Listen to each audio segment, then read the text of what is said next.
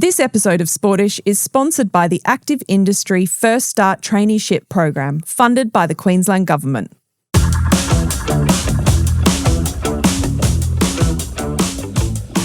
Hello and welcome to Sportish, where we talk about life through the lens of sport. I'm Libby Trickett. And I'm Georgie Trickett. And today on our Teen Athlete series, we have Nathan Parnham, who is an athletic development coach with more than 2 decades of experience. He is the author of The Sporting Parent, which is a leading resource that helps families navigate the complexities of a child's sporting journey. A recognised voice in youth athletic development, Nathan previously hosted the Get Down podcast. Nathan has established multiple school-based athletic development programs and provides consulting support to organisations all around the world. His broad expertise spans from developmental pathways to professional high-performance settings, demonstrating his versatility and depth of experience. Seems like the right person to talk to. I think so. Nathan, thank you so much for joining us. Pleasure to be here. Can we start with where your career has started? So you have been a strength and conditioning coach before you moved into your current field in education? Yes, I'm still an athletic development coach. Been doing that for over 20 years now, and ironically started in the development space trying to get a gig in professional sport. That was the kind of light at the end of the tunnel, and it took me, 12 or 15 years to get there.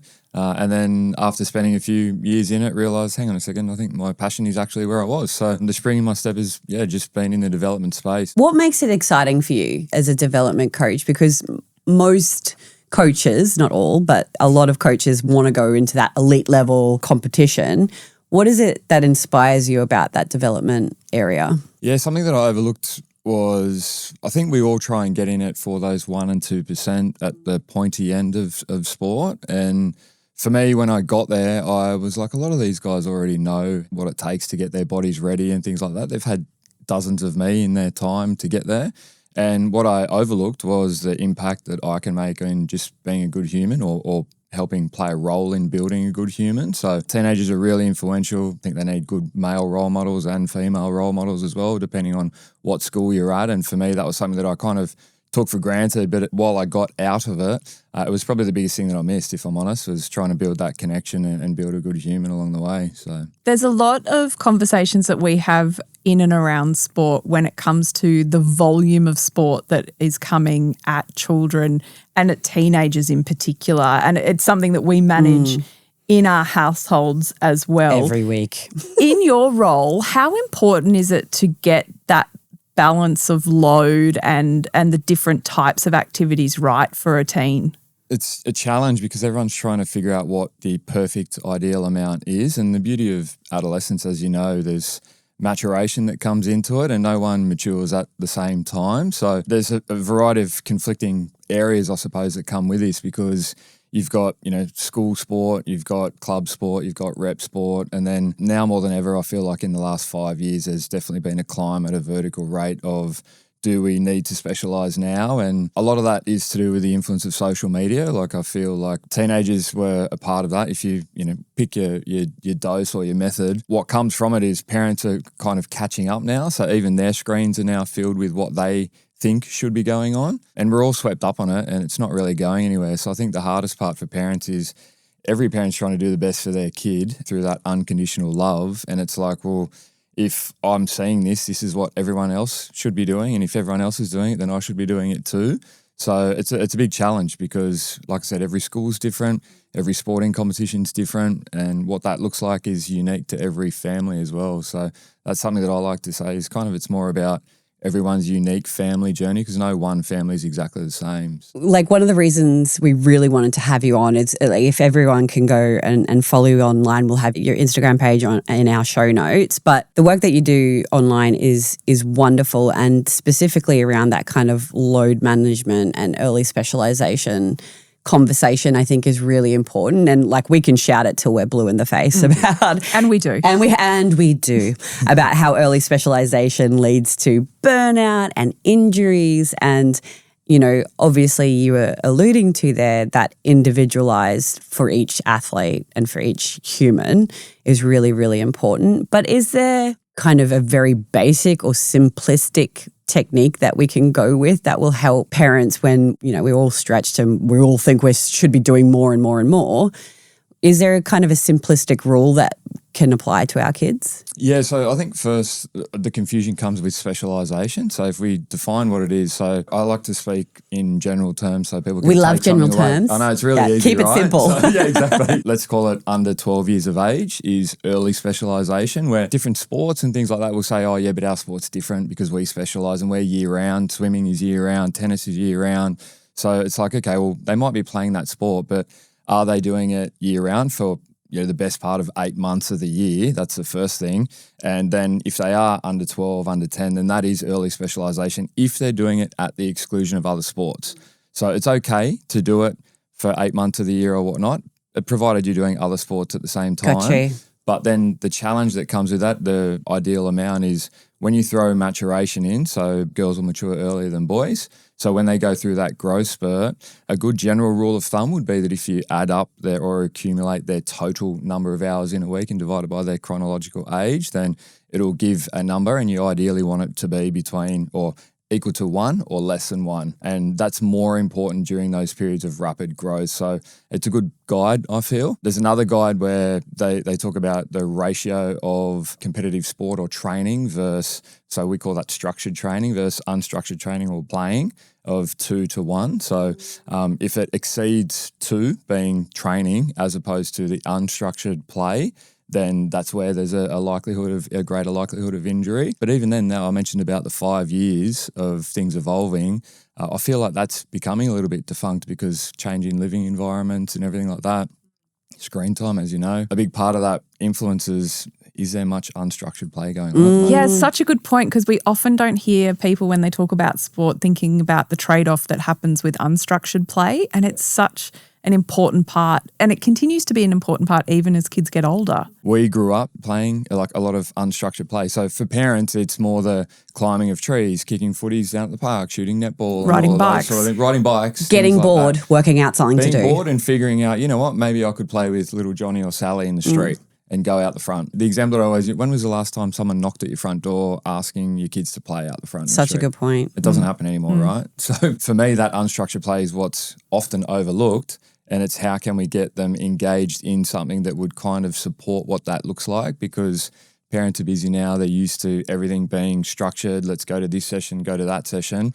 And the skilled coaches are the ones who in the formative years are able to add elements of unstructured play in a structured session, because we know we're losing that battle. So it's how can we get them playing? How can we try and reduce the input from adults and stuff like that along the way? So yeah, that's part of it. Can you expand on that? Like when you're saying coaches are trying to put unstructured play into a session, what does that actually look like? Yeah, so the beauty of unstructured play is that it allows not only to you to explore in a variety of unrestricted environments. So there's less rules imposed, there's less confinements from courts through to fields and whatever. So what it would look like, and a large part of this is actually in the absence of adult supervision. So I'm not saying that coaches need to vacate the room, so to speak. That would obviously be negligence. But don't do that. Yeah, exactly. Don't go vacant. But a big part of it would be, it might be, say, the beginning of a tennis lesson or something like that, rolling the balls out. You guys have got 5 balls, you got to make up a game or whatever, or even things like handball and things like that, which we would accept as the norm. They just don't happen now. So that could be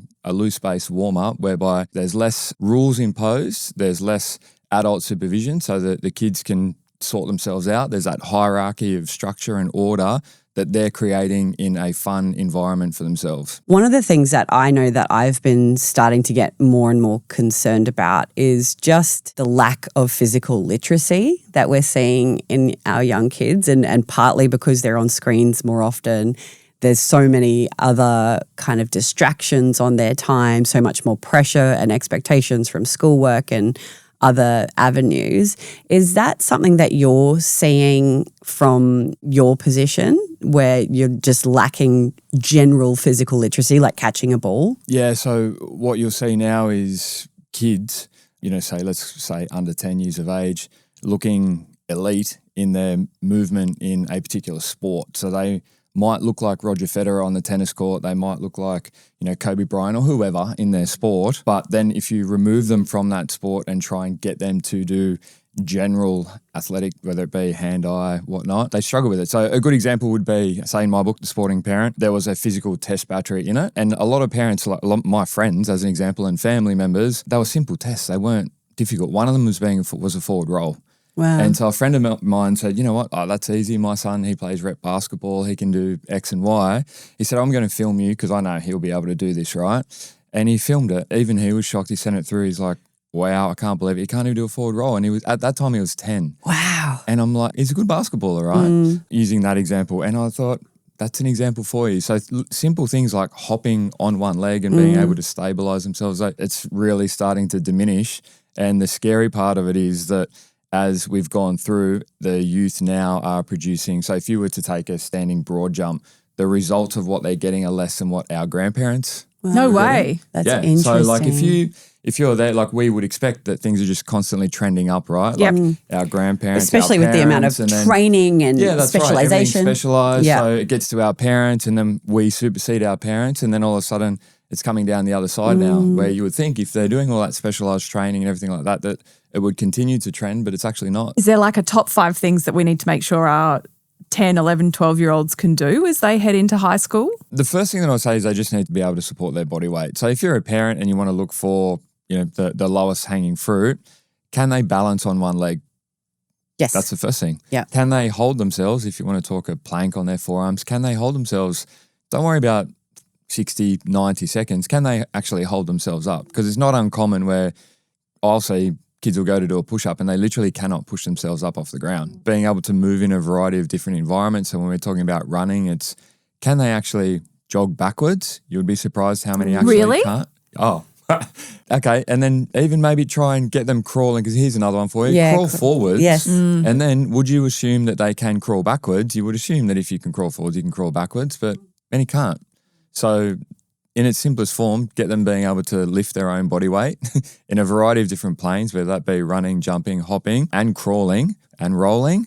And I think you've got your bases covered.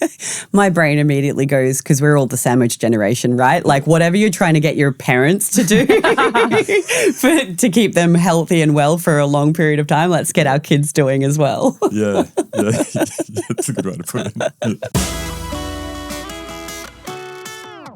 Hey, Libby. Hey, Georgina. Have you heard about the Active Industries First Start Traineeship program?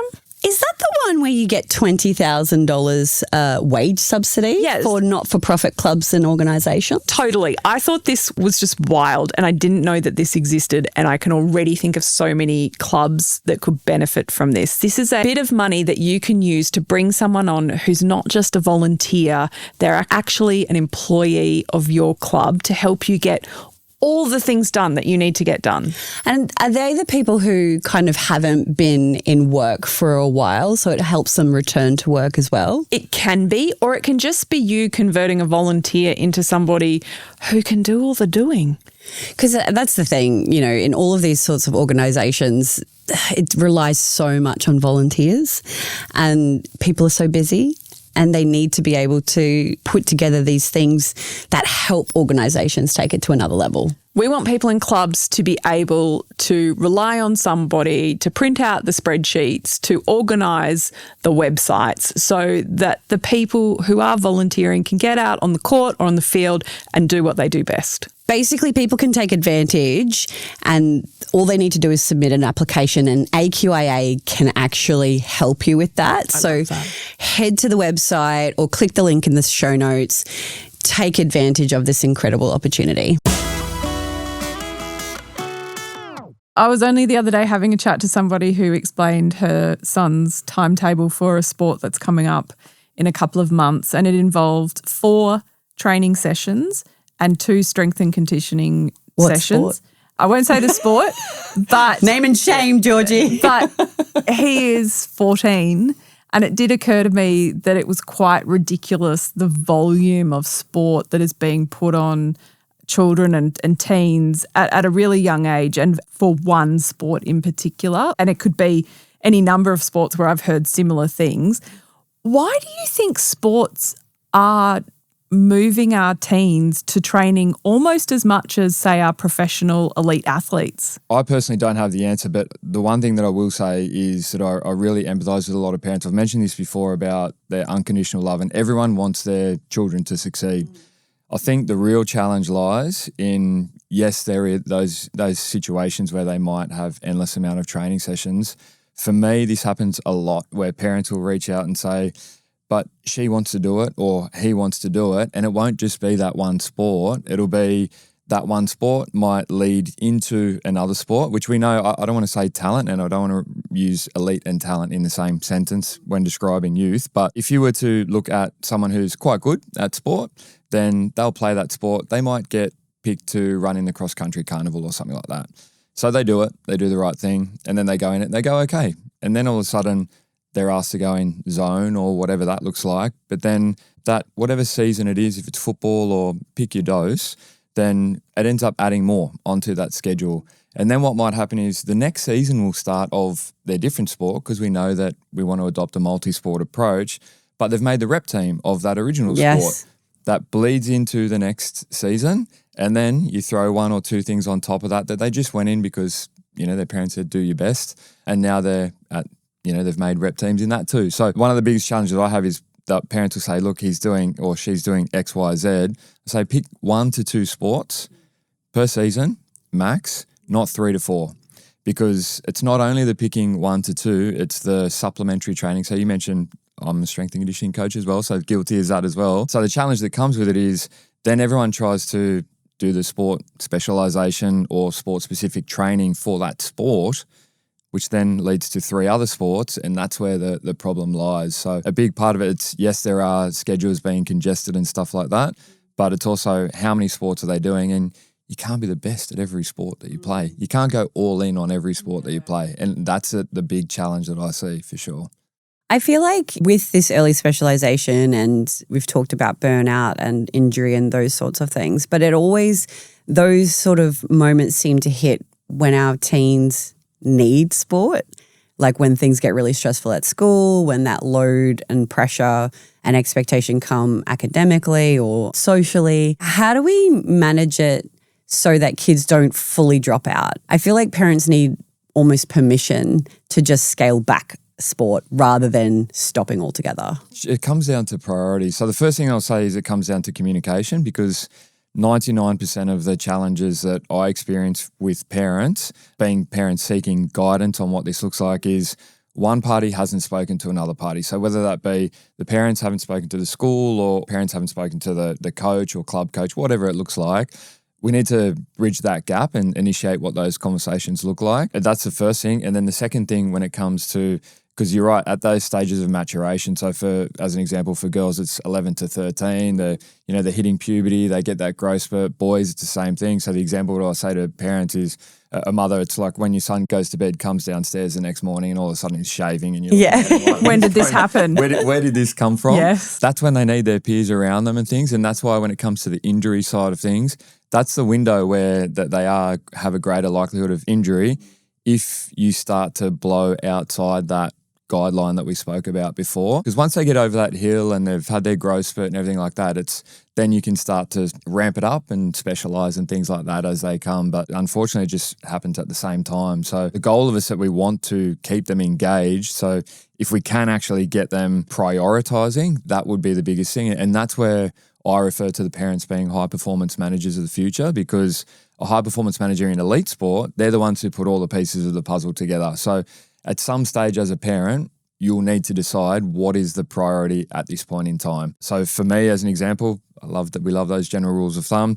In a schooling term, if you were to get the calendar at the beginning of the schooling term and map out what their week looks like, apply that formula. There's going to be the odd cross-country carnival or swimming carnival or whatever. The odd thing is not going to blow them out of the water, no pun intended, but that's not going to tip them over the edge. What is going to tip them over the edge is when that's stacked on another thing. So if you do it in like quarterly schooling term's a good way to do it because it's simple. You can just reset, beginning of the term, what's the schedule look like? Okay, are we doing too much? If we are, prioritize. What do you want to do the most? Yeah. And do it that way. I love that so much. We get a lot of feedback as well from parents who are sitting in physio clinics and finding out that their children have stress fractures at the age of 14, there's severs, there's Osgood-Schlatters. How should parents be managing those sort of overuse injuries as they come into households? Yeah, so there's a crazy stat. I think it's something like over 50% of youth sport injuries is to do with overuse injuries. Wow. Which scares me. Yeah. 50%. Yeah, 50%. And because a large portion of that will be, ironically, at that period of growth as well. What we don't want to do, and this is where, you lean on your medical experts and stuff like that to do it, we want to try and avoid removing them completely, because that opens up we talk about mental health and all of those sort of things. So a big part of it is trying to preempt that from happening. So I don't want to harp on it, but this is where that comes into play, and it's so important. That scheduling of it, because I've lost count of the amount of parents who they hear it and then but they want to do it. Yeah. And then they end up in the physio clinic or whatnot. And then when they take a step back and I say, well, this is what it looks like, or this is what it could look like, and then I superimpose, this is what yours looks like, they're like, oh, wow, you're right, it is. Yeah, you're right, it is. And that's why they're in this position now. So even then, you don't want to, depending on, I'm not speaking for all injuries, but the goal is to keep them engaged somehow. And this is where the skilled coaches come into it as well, giving them a sense of responsibility. So they're still around the team. If I was a parent, 100%, I would still encourage them to turn up to that sport, be a good teammate. They don't have to, play the sport 5 days a week, but they still have to turn up and support their teammates in competition and in training as well, because we know routine is king for kids as well. So if you pull them out of that routine completely, that's where, you can have the behavioural stuff and everything like that. But most importantly, their self-esteem and their happiness in general. So the main thing of it would be keep them engaged, but find a way to keep them engaged and communicate with the coach to be able to make that happen. Yeah, I think that's so incredibly important. I think we've talked about when not to kind of specialise. Obviously, we're not aiming for early specialisation. For parents out there and they're thinking that maybe there's a potential that their kid could go on to be an elite athlete, when does that specialisation kick into place? Because I know, for me, I was playing other sports all the way through high school. Is that kind of the rule of thumb that we're aiming for? Yeah, in an ideal world, that would be. You'll forever hear these stories. Oh, but Tiger Woods did it. Correct. Roger Federer did it. Or Novak Djokovic was doing this. Serena Williams. Too. Yeah, she did it too. And yes, they did do Always it. outliers. Correct. And this is why I love experiences like yourself when you said, I was playing multiple sports all the way through high school. That would be the great gold star. The reality is now youth sport is a lot, when I say far more competitive, it's viewed differently now. So if we talk about ages, and we've mentioned about that period of growth, that 12 to 18 months after that period of growth. So for girls, you'd be looking at around that 14 years of age. Boys, you're looking at around that 16 years of age. That's when they can start to dabble in a little bit more of because that's where the supplementary training, you mentioned the strength and conditioning, that's in order for them to succeed in sport. And I've mentioned about the lack of physical literacy. They'll need to engage in some of that by then. The challenge that comes with it is understanding that everyone matures at different times and things like that too. But as you go over that growth spurt and we start to head into those, if you want to call it mid to late adolescence, that's where things can dial up a bit more, because you don't have the implications of growth and what that looks like as well. So yeah, that'd be a good time for it for sure. Nathan, we have learnt so much talking to you today. We really appreciate all the work you do with kids and sport and the way you put it out into the world and help everybody shape a better conversation about what it should look like. Thank you so much for joining us today. Torres, thank you. Absolute pleasure. Love what you're doing. I loved that conversation. I thought it was so interesting, especially around that kind of idea of just simple rules of thumb that we can all apply in terms of hours, chronological age when we're thinking about our kids. But I think it also really spoke to the fact that it does also need to be individualized for the child. Yeah, I mean, I was so impressed at the maths that you're already doing in your households. I'm impressed too. I think it's an important conversation to have as a family, to have with a coach, and to actually lay out what the load looks like, particularly when we're hitting those points of maturation where it's going to be more important. Your body's going to be under more stress. You've got to make sure you've got your load management right. And I really loved the fact that this is now the second expert that we've had who is talking about the importance of planning. Yeah, absolutely. Parents, don't feel like this is another job for you. We know you're very busy. We understand. This is a family job, and this is something that your teen can absolutely be starting out and running their own timetable and putting together an idea of what it looks like, and then consulting with you about how it might work in the family dynamic. I love it so much. If you liked this episode, make sure you share it with some of your friends. We are available on Instagram at Being Sportish. We're also on YouTube as a video. Hello. On the vodcast. And as well on Spotify video. We will be back in your ears next week. Okay, bye. Bye.